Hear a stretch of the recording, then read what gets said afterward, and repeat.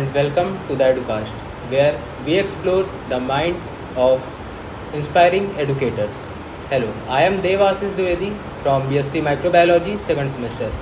Today, I am very excited to know about with the Dr. Sher Singh Parihar sir with 16 year plus experience in immunology, genetics and molecular biology.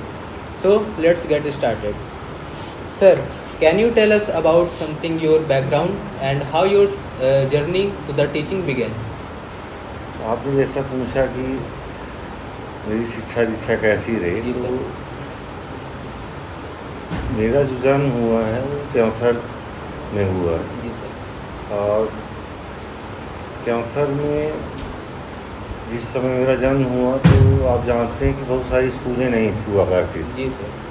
तो मेरी जो प्रारंभिक शिक्षा है वो एक मदरसे से प्रारंभ हुई है। वहाँ 5वीं तक एक मदरसा था जी सर। जिसमें कि उर्दू मीडियम से पढ़ाई होती थी। जी सर। तो मैंने 5वीं तक की जो पढ़ाई की है वो उर्दू मीडियम से की है। जी सर। 5वीं इस समय बोर्ड हुआ करता था, तो 5वीं बोर्ड मेरा उर्दू से ही है। जी सर। उसके बाद मैं कैंसर हायर सेकेंडरी स्कूल में जी गया सर। और 6 से 10th तक मैंने वहीं पे पढ़ाई की जी अपनी। सर। उसके बाद मैं यहाँ मातंग क्रमांक 3 रीवा में मैंने अपनी 12वीं तक की पढ़ाई की। उसके बाद मैं कैंसर में मैंने ग्रेजुएशन किया केमिस्ट्री बॉटनी जूलॉजी में। जी सर। और उसके बाद 99 में मैंने बायोटेक्नोलॉजी में एडमिशन लिया और 2001 में एमएससी की डिग्री मेरी कंप्लीट हुई। जी सर। पीएचडी में काफ़ी समय लगा फिर बाद में, क्योंकि इस दौरान में काफ़ी अलग अलग रिसर्च सेंटर्स में रहा, जैसे कि ITRC लखनऊ में है ना, SGPGI Lucknow, IARI New Delhi, जी sir. National Brain Research Centre Gurgaon, जी सर। NIUH अहमदाबाद। तो कई सारे अलग अलग रिसर्च इंस्टीट्यूट में मैं रहा, जी सर। अलग अलग प्रोजेक्ट्स में मैंने काम किया। और 2004 में मैं यहाँ पीएचडी में इनरोल्ड हुआ और इनरोल्ड होने के बाद मैंने मेडिकल जेनेटिक्स में अपनी पीएचडी की है। मेरा जो पीएचडी वर्क था वो PGI लखनऊ से की लैब में हुआ था, जी सर। क्योंकि उस समय वहाँ यहाँ पे उतनी ज़्यादा फैसिलिटीज अवेलेबल नहीं थी। हालांकि ये तो खुशी की बात है कि आज के समय में यहाँ जी पे सर। हर तरह की फैसिलिटीज अवेलेबल रिसर्च के। जी बिल्कुल sir. Sir, very interesting to know about your journey. I am also completed my 12th from Martin number 1 excellence. So, sir, what inspired you to choose teaching path? Actually जब मैं student था तो मेरा teaching में ऐसा कोई interest नहीं था कि मैं टीचिंग फील्ड में जाऊंगा। मेरा इंटरेस्ट हमेशा पढ़ाई में रहा है और रिसर्च में रहा है। मैंने हमेशा ये सोचा था कि मुझे अधिक से अधिक पढ़ाई करना है और मैं रिसर्च के फील्ड में जाना चाहता था। और रिसर्च के फील्ड में मैंने काम भी किए।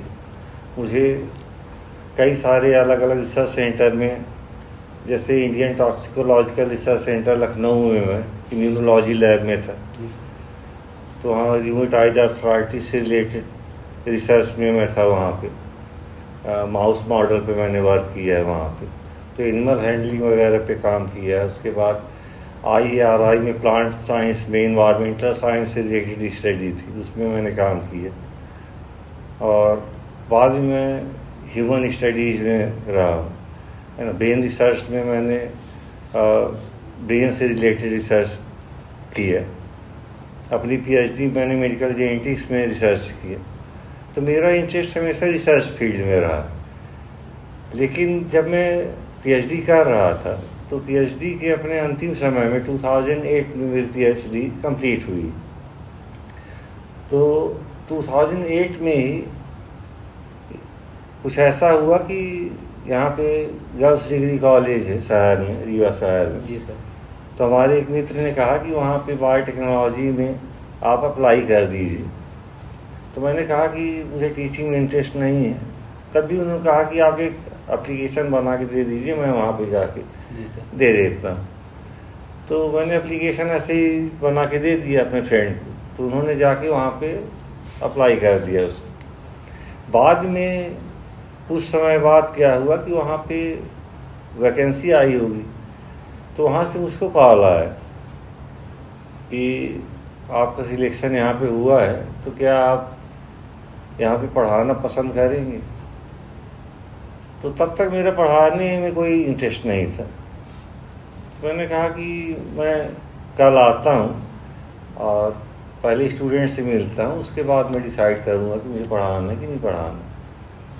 तो मैं अगले दिन वहाँ पे कॉलेज में गया, कॉलेज में वहाँ के हेड से मिला। जी सर। हेड ने बच्चों के साथ इंट्रोडक्शन करवाया और बोले कि आप बात कर लीजिए बच्चों से जाके, जो भी बात करना चाहते। तो गया वहाँ बायोटेक का वो फर्स्ट बैच था और वहाँ काफ़ी अच्छे स्टूडियस बच्चे थे और जिनकी मेरिट हाई होती थी उन्हीं बच्चों को एडमिशन मिलता था। नॉर्मली वहाँ 70% से ऊपर जिनका रहता था उस समय उन्हीं का एडमिशन होता था बायोटेक्नोलॉजी में। तो एट दैट टाइम और उस समय किसी अन्य कॉलेज में बायोटेक्नोलॉजी से बीएससी था भी नहीं। Yes sir. इवन कि अपने यहाँ भी नहीं था, यूटीडी में उस समय अपने यहाँ एमएससी था, एमफिल था। जी सर। तो यहाँ हायर स्टडीज होती थी लेकिन यूजी नहीं था, यूजी केवल गर्ल्स डिग्री कॉलेज में था। उसके बाद फिर न्यू साइंस में आया है, उसके बाद फिर मॉडल साइंस में आया है। तो वहाँ मैं स्टूडेंट्स से मिला, फर्स्ट बैच था वहाँ के स्टूडेंट्स का बायोटेक्नोलॉजी। तो उनसे बातचीत की मैंने। तो मैं गया था वहाँ, जो वहाँ की हेड थी नीता सिंह मैडम, तो मैं उनसे ये कह के गया था कि 5 मिनट में बात करके आता हूँ बच्चों से। तो मैं 5 मिनट के लिए गया, लेकिन ऐसा कुछ हुआ कि बात करते करते करते करीब 2-3 घंटे मैं क्लास में रहा। और 2-3 घंटे बाद जब मैं लौट के आया मैडम के पास, तो उन्होंने बोला कि सर आप तो बोले थे 5 मिनट रहेंगे वहाँ और आप 3 घंटे बाद आ रहे हैं। तो मैंने कहा कि मैडम बहुत अच्छे बच्चे थे और काफ़ी क्वेरीज कर रहे थे और मुझे क्वेरीज पसंद है, क्वेश्चन करने वाले लोग मुझे बहुत पसंद है और ये बच्चे बहुत क्वेश्चन करते हैं, इसलिए मुझे थोड़ा समय लग गया यस उनके साथ इंटरेक्शन। तो मैडम ने कहा कि तब फिर क्या करना है। मैंने कहा कि मैडम पढ़ाऊँगा मैं, क्योंकि अच्छे बच्चे हैं और क्योंकि अच्छे बच्चे हैं तो मुझे लगता है कि पढ़ाना चाहिए। और तब से मैंने फिर जीडीसी में ज्वाइन किया और जीडीसी में ज्वाइन करके जब मैंने पढ़ाना शुरू किया तो पढ़ाते पढ़ाते फिर मुझे पढ़ाने में काफ़ी इंटरेस्ट हो गई और पढ़ाना अच्छा लगने लगा। तो फिर 2-3 साल करीब मैं जीडीसी में था। उसके बाद यहाँ पे वैकेंसी थी, तो यहाँ के जो हेड ऑफ डिपार्टमेंट थी उस समय उगम कुमारी चौहान मैडम थी। जी जी। वो हमारी पीएचडी में गाइड भी थी। तो वो लगातार बोलती रहती थी कि तुमको यूनिवर्सिटी में आना चाहिए। तो उनके कहने पे फिर मैंने यूनिवर्सिटी ज्वाइन कर ली। तो 2010-11 का जो बैच होगा उस समय मैंने यहाँ ज्वाइन किया है, तब से मैं यहीं पे हूँ। जी सर। इस दौरान मैंने पहले यहाँ पे एमएससी थी, तो मैंने यहाँ पे सजेस्ट किया कि आप एमफिल चालू करिए। तो एमफिल मैंने स्टार्ट करवाया यहाँ पे। तो पहले बायोटेक्नोलॉजी में, फिर माइक्रोबायोलॉजी में, फिर मैंने माइक्रोबायोलॉजी में कहा कि एमएससी चालू होना चाहिए। तो मेरे कहने पे यहाँ माइक्रोबायोलॉजी से एमएससी चालू हुआ। उसके बाद मैडम को जब लास्ट समय रिटायरमेंट का चल रहा था उस समय मैंने कहा कि इसमें यहाँ यूजी होना चाहिए बायोटेक्नोलॉजी में, माइक्रोबायोलॉजी में। तो उसी समय फिर यहाँ पे यूजी खुला, तब से यहाँ पे ग्रेजुएशन चल रहा है दोनों सब्जेक्ट्स में, बायोटेक्नोलॉजी और माइक्रोबायोलॉजी। जी sir, very inspiring sir. Now I want to know sir, if you weren't a teacher, what do you think you had been doing right now? मेरा जो इंटरेस्ट है वो समाज सेवा में। जी सर। मैं साइंटिस्ट भी इसीलिए बनना चाहता था कि मैं समाज के लिए कुछ करूं, और टीचर भी मैं इसीलिए हूँ कि इसमें समाज के लिए मैं कुछ कर सकता। क्योंकि ये कहा जाता है कि शिक्षा के दान से बड़ा कोई दान नहीं होता। Absolutely sir. और ज्ञान ऐसा धन है जिसको कोई चुरा नहीं सकता। बिल्कुल सर। है? और ये भी कहा जाता है कि अगर आपके पास ज्ञान हो और धन ना हो तो आप धन कमा सकते, लेकिन अगर धन हो और ज्ञान नहीं है तो धन बहुत दिन तक आपके पास नहीं रहेगा।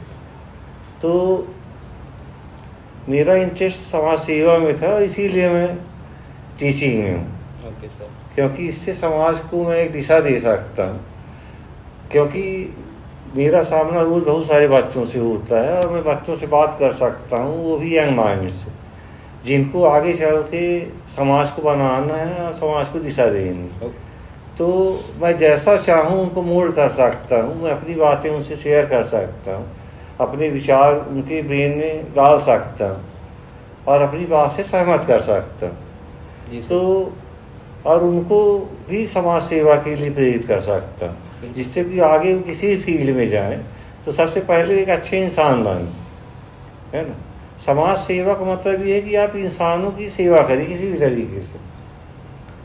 तो अगर आप जॉब कर रहे हैं तो अपनी जॉब ईमानदारी से करिए, वो भी एक सेवा है। और अगर आप कोई ऐसा जॉब नहीं कर रहे हैं तो कोई भी ऐसा काम करिए जिससे कि आप समाज की सेवा कर सकते। तो मैं समाज सेवक होता किसी न किसी रूप में। जी sir. Sir, your backup plan was fantastic and sir, as we know that you have 16 year plus experience in immunology, genetic and molecular biology. Sir, what are the basic and most interesting topics in these subjects that you particularly suggest to for our students? देखिए, जब मैं student था, yes sir, तो generally biotechnology के जो student होते हैं, मैंने जब बायोटेक्नोलॉजी में एडमिशन लिया था तो नॉर्थ इंडिया में केवल अपनी यूनिवर्सिटी में एमएससी बायोटेक्नोलॉजी था और नॉर्थ इंडिया में दूसरी किसी भी यूनिवर्सिटी में एमएससी नहीं था बायोटेक्नोलॉजी से। तो इत्तेफाक से जो हमारा बैच था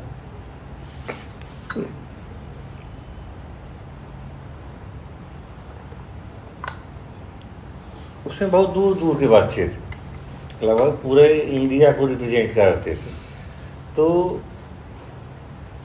सभी लोग फोकस करते थे मॉलिक्यूलर बायोलॉजी में, क्योंकि जेनेटिक इंजीनियरिंग के बारे में लगभग हर व्यक्ति जानता है।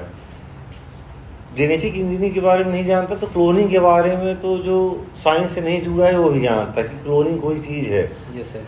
और ये साइंस का कोई एडवांस फॉर्म है ना, इससे जीवों की हम कॉपी बना सकते हैं या बड़ी से बड़ी बीमारियों को ठीक कर सकते हैं, ऐसा एक परसेप्शन लोगों में रहता है। जी सर। तो जाहिर सी बात है कि सभी बायोटेक्नोलॉजी के स्टूडेंट मॉलिक्यूलर को फोकस करते हैं और उसी पे इंटरेस्ट होता है उनको, क्योंकि जेनेटिक इंजीनियरिंग को समझने के लिए मॉलिक्यूलर बायोलॉजी बहुत आवश्यक है।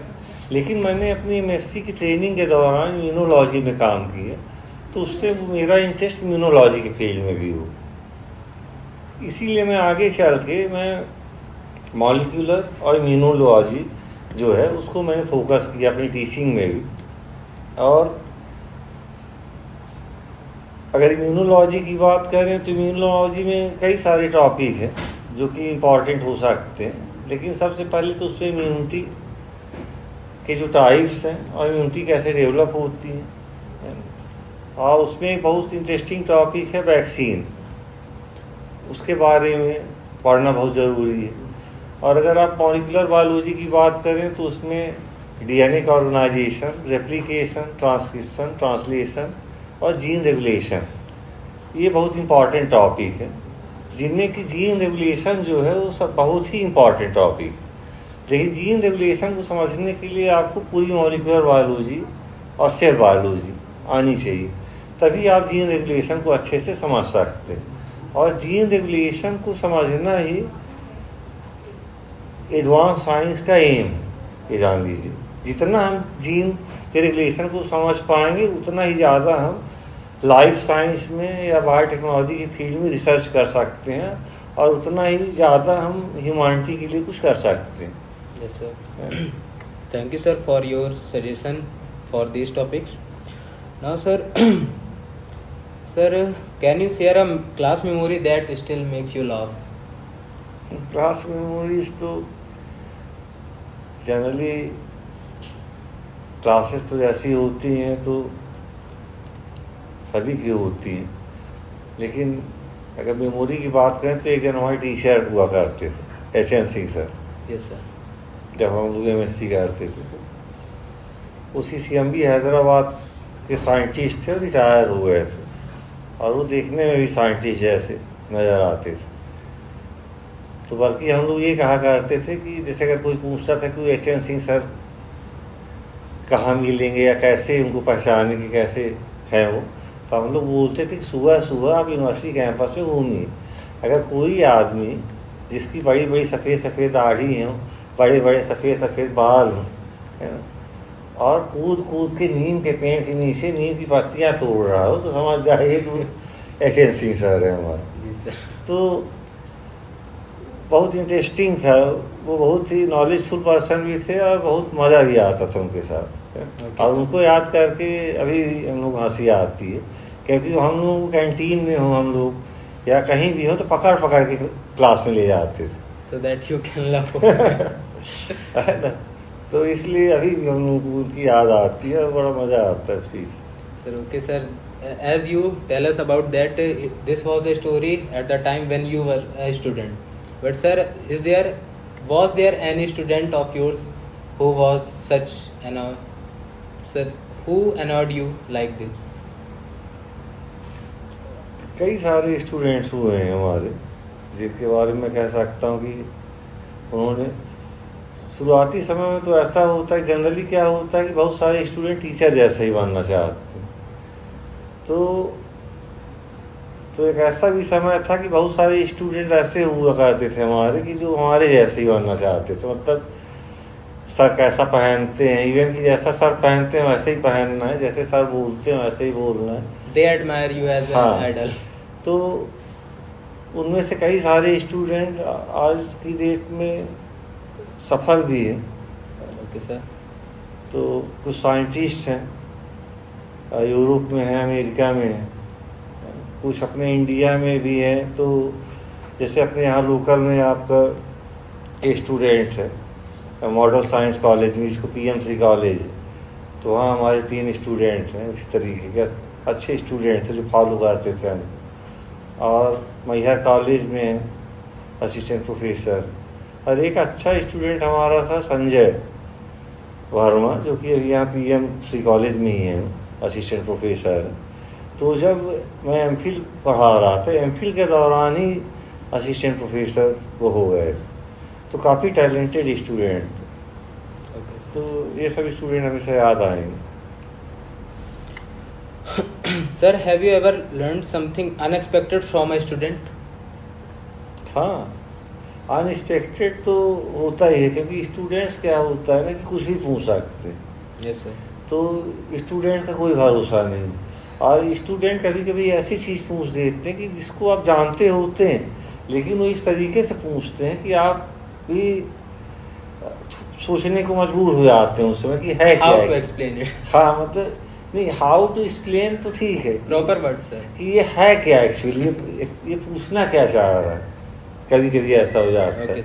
और वो ऐसा तब होता है कि जैसे आप कोई चीज़ पढ़ा रहे होते हैं और कोई स्टूडेंट बिल्कुल हट के कोई चीज़ पूछ लेता है, और कोई बिल्कुल लेटेस्ट जो चीज़ें होती हैं उससे रिलेटेड पूछता है, जो कि कॉमन नहीं होता।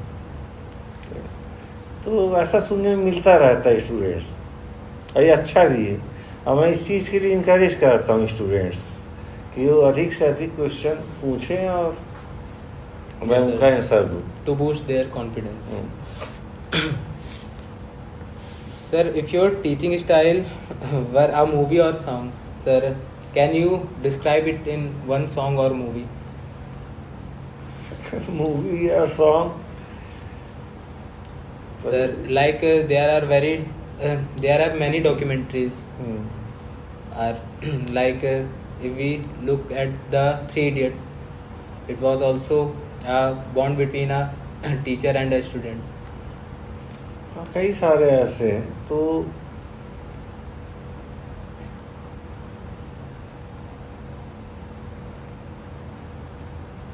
देखिए, मैंने हमेशा ये सोचा है अपने बारे में कि मैं कभी अच्छा टीचर नहीं। Okay, ठीक, तो तो कोई भी ऐसी फिल्म या डॉक्यूमेंट्री है जो आपको याद हो, जिससे आपको लगता है कि टीचर बहुत स्ट्रिक्ट टीचर है और बहुत डिसिप्लिन की बात करता है और हमेशा आदर्शों की आइडियल्स की बात करता है, तो वहाँ वो फिट हो सकता है। अभी तो कोई ऐसा मुझे याद नहीं आ रहा है। Okay, sir. Sir, if you are given a chance to invite two famous persons, dead or alive, sir, whom they will be? सबसे पहला तो मैं अपने गुरु को बुलाना चाहूँगा, Okay, sir. जिनके अंडर में मैंने अपनी PhD की। Sir, can we know doctor about UK S Chauhan. Okay, sir. Doctor UK S Chauhan यहाँ पे प्रोफेसर थे इन्वायरमेंटल बायोलॉजी में, और उन्होंने ही बायोटेक्नोलॉजी को यहाँ पे इस्टेब्लिश किया है। उन्होंने ही बायोटेक्नोलॉजी की यहाँ पे शुरुआत की थी और काफ़ी समय तक रिटायर होने तक वो बायोटेक्नोलॉजी की हेड रही। और बायोटेक्नोलॉजी आज जो भी है, पहले बायोटेक्नोलॉजी एक कमरे से स्टार्ट हुआ था। अगर आप कभी इन्वायरमेंटल बायोलॉजी की बिल्डिंग में जाएं तो घुसते ही जो सीढ़ी है सामने, उससे ऊपर चढ़ेंगे तो ऊपर चढ़ते ही सामने एक कमरा है, दरवाज़ा है। आज भी अगर आप जाएंगे तो शायद वहाँ पे एक बोर्ड आपको दिखाई देगा छोटा सा। तो जब बायोटेक्नोलॉजी की इनॉग्रेशन हुआ था तब वो बोर्ड लगा था, वो अभी भी लगा हुआ होगा। उसी कमरे से बायोटेक्नोलॉजी स्टार्ट हुआ है। तो एक कमरे में बायोटेक्नोलॉजी स्टार्ट हुआ था और हम लोगों के सामने ही यहाँ पे ये बिल्डिंग बनी है। और जब ये बिल्डिंग बनी है तो यहाँ पे तो कुछ भी नहीं था, बिल्कुल यहाँ पे कह सकते घास तक नहीं थी। तो पहले तो हम लोग को बहुत बुरा लगा कि हम लोग को यहाँ पे जगह मिली बायोटेक के लिए, क्योंकि उधर हरियाली थी सब तरफ। लेकिन फिर जब हम लोग यहाँ पे आ गए चौहान मैडम के साथ, तो यहाँ हम लोगों ने मेहनत की, चारों तरफ प्लांटेशन किया, बहुत सारी चीज़ें। तो आप देख रहे हैं यहाँ पे चारों ओर हरियाली है, बहुत सारी, बिल्कुल चेंज इन्वायरमेंट है। तो चौहान मैडम को इंडिया में बायोटेक्नोलॉजी के फील्ड में हर इंस्टीट्यूट में हर जगह जाना जाता था और हर जगह लोग जानते थे उन्हें। तो उनका ये फ़ायदा था हम लोगों की, कहीं भी हम लोग जाएं इंडिया में किसी भी रिसर्च इंस्टीट्यूट में, अगर हम बताते थे कि हम लोग रीवा में बायोटेक्नोलॉजी से हैं तो चौहान मैडम का नाम तुरंत आ जाता था। तो उसका बेनिफिट मिलता था हम लोग कि हम उनके स्टूडेंट, क्योंकि वो एक आइडियल पर्सनालिटी मानी जाती थी। Yes, sir. Behalf on her prestige. हाँ, मतलब चाहे उनका लुक हो, उनकी पर्सनालिटी हो, या बात करने का तरीका हो, बिहेवियर हो, वो सारी चीज़ें जो है वो एक आइडियल टीचर जैसा होना चाहिए वैसा था। इसीलिए उनके साथ के भी जो टीचर थे, उनसे सीनियर भी जो टीचर हुआ करते थे, प्रोफेसर थे, उनका सम्मान करते थे। और इसीलिए इंडिया के कोने कोने से साइंटिस्ट यहाँ पढ़ाने आते थे। तो कोई ऐसा इंस्टीट्यूट नहीं होगा इंडिया में बड़ा से बड़ा जहाँ के साइंटिस्ट यहाँ पे आके और यहाँ के बच्चों को उन्होंने पढ़ाया नहीं हो, और वो केवल चौहान मैडम का आर्ट। तो पहला तो वो है। जी सर। है ना। और दूसरा, मैं अपने क्लासमेट को बुलाना चाहूँगा। वो आनंद गोस्वामी उसका नाम है। अभी वो कोलंबिया यूनिवर्सिटी में असिस्टेंट प्रोफेसर है। Okay sir. तो काफ़ी अच्छे फ्रेंड थे हम लोग, हमेशा साथ रहना, सारी चीज़ें साथ करना। तो अभी भी मैं अपने स्टूडेंट्स को उनकी पर्सनालिटी के बारे में बताता हूँ और राय देता हूँ कि ऐसा कुछ चीज़ें उनकी पर्सनालिटी में ऐसी थी कि मैं चाहता हूँ कि हमारे स्टूडेंट्स में वो हों, क्योंकि मैंने देखा है कि अगर आपकी पर्सनालिटी में अगर वो चीज़ें हैं तो आप आगे बढ़ सकते हैं और जो मंजिल आप चाहें वो पा सकते हैं। तो सेकंड व्यक्ति डॉक्टर आनंद गोस्वामी होंगे, जिनको मैं बुलाना चाहूँगा। Okay sir, very interesting. Sir, if you could redesign the education system, sir, what is the one change that you made immediately? Education को अधिक से अधिक प्रैक्टिकल फॉर्म में लाने की ज़रूरत है। और मेरा ये मानना है कि बड़ी बड़ी बिल्डिंग्स बनाने से या बड़े बड़े इंस्टीट्यूट खड़े करने से साइंस के फील्ड को कोई ज़्यादा फ़ायदा नहीं होता है। क्योंकि मैंने ये महसूस किया है कि जब हम लोग एक कमरे में था हमारा डिपार्टमेंट और हमारे पास बहुत ज़्यादा फैसिलिटीज़ नहीं थी, बहुत कम इंस्ट्रूमेंट थे, बहुत बेसिक इंस्ट्रूमेंट थे। हम लोग हमेशा मैडम से लड़ते भी रहते थे चीज़ों के लिए, तो उसके बावजूद भी उस बैच की स्टूडेंट, उस समय की स्टूडेंट बहुत ज़्यादा ऊंचाइयों पे पहुँचे है। तो इसलिए पहुँचे कि उन्होंने प्रैक्टिकल जो है उस पे फोकस किया ज़्यादा से ज़्यादा, और सीखने पे, चूँकि बायोटेक्नोलॉजी जो है वो अप्लाइड साइंस है, तो जितना आप पढ़ते हैं उतना ही आप उसको करना आना चाहिए। अगर आपसे करना नहीं आता तो आप कितना भी पढ़ते हैं उसका कोई मतलब नहीं। तो मैं ये चाहूँगा कि ज़्यादा से ज़्यादा प्रैक्टिकल नॉलेज दिया जाए स्टूडेंट्स, मोर देन थियोरीज। बाकी प्रैक्टिकल के साथ ही थियोरी का नॉलेज दिया जाए।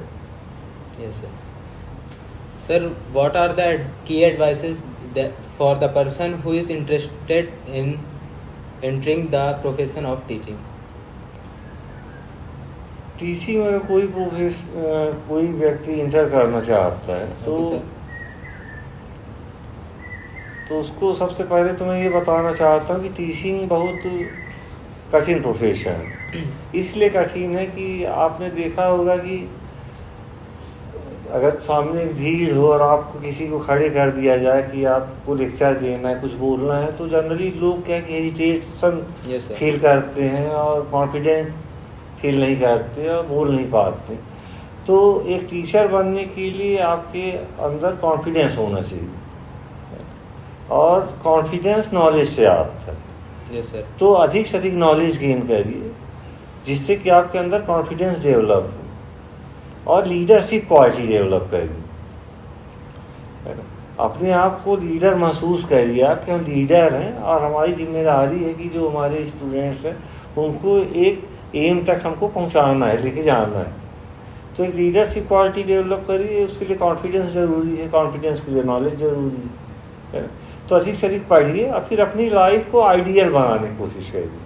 क्योंकि ज़्यादातर स्टूडेंट क्या होते हैं, जो पढ़ने वाले होते हैं, स्टूडियस स्टूडेंट्स होते हैं, तो टीचर को फॉलो करते हैं। अगर टीचर पढ़ाने के साथ साथ आपकी लाइफ में दिखना चाहिए कि आप टीचर हैं। Yes sir. तो इसीलिए तो मैंने कहा ना कि मैं कभी अपने आप को एक अच्छा टीचर नहीं समझता, क्योंकि मेरे ख्याल से जो एक टीचर में होना चाहिए वो बहुत सारी चीज़ें मेरे अंदर नहीं हैं। तो एक टीचर को एक आइडियल होना चाहिए मेरे ख्याल से, और नॉलेजफुल पर्सन होना चाहिए, और उसको केवल नॉलेज से ही मतलब होना चाहिए। Yes sir. अन्य किसी चीज़ से मतलब नहीं होना चाहिए। Thank you sir. Sir, do you have any personal motivation और फिलॉसफी? पर्सनल